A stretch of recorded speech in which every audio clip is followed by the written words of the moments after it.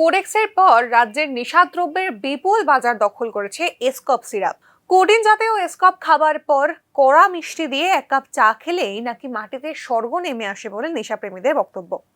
এই কাপ সিরাপের দামও অবশ্য আকাশ ছোঁয়া। তবে উচিত মূল্যের চেয়ে একটু বেশি টাকা দিলেই রীতিমতো ক্রেতাকে আভূমি নমস্কার করে বাড়িতে কাপ সিরাপ পৌঁছে দেয় তৎপর মাদক মাফিয়ারা।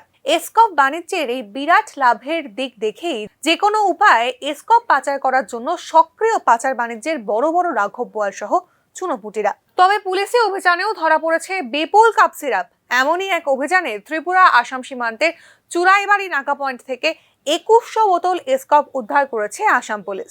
সঙ্গে আটক করা হয়েছে মাদক পাচারকারী গাড়ির চালক ও 2 সহসঙ্গীকে। তাদের নাম গম্ভীর সিংহ, কুলদীপ যাদব ও সন্তোষ যাদব। ধৃত 3 জনের বাড়ি উত্তরপ্রদেশে। আটক কপ সিরাপের আনুমানিক মূল্য 10 লক্ষ টাকার অধিক হবে বলেই আসাম পুলিশের দাবি।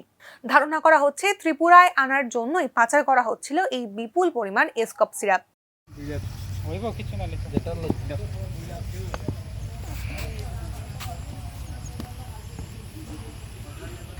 সচেতন মহলের অভিযোগ, আগের মতো রমরমা ভাবে না হলেও রাজধানীর বেশ কয়েকটি ওষুধের দোকান থেকে চড়া দাম দিয়ে এসকপ কিনে নেশার সুধায় মজে থাকে অভিজাত এক শ্রেণীর ক্রেতা।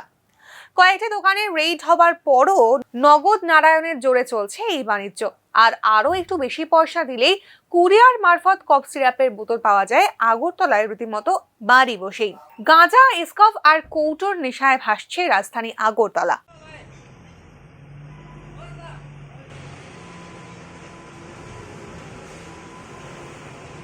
কয়েকদিন আগে এক নেশাখোরের হাতে নির্মমভাবে মারা গেছে প্রতাপগড়ের বাসিন্দা এক নিরীহ চা বিক্রেতা। জোর গতিতে স্টার্ট দিয়ে নেশামুক্ত ত্রিপুরা গঠন কর্মসূচি হারিয়ে গেছে রাজনীতির ঠেলায়। কবে আবার পূর্ণ উদ্যমে শুরু হবে, কবে ত্রিপুরা নেশামুক্ত হবে তার সময় ছাড়া আর কেউই হয়তো জানে না। Bureau report, news now.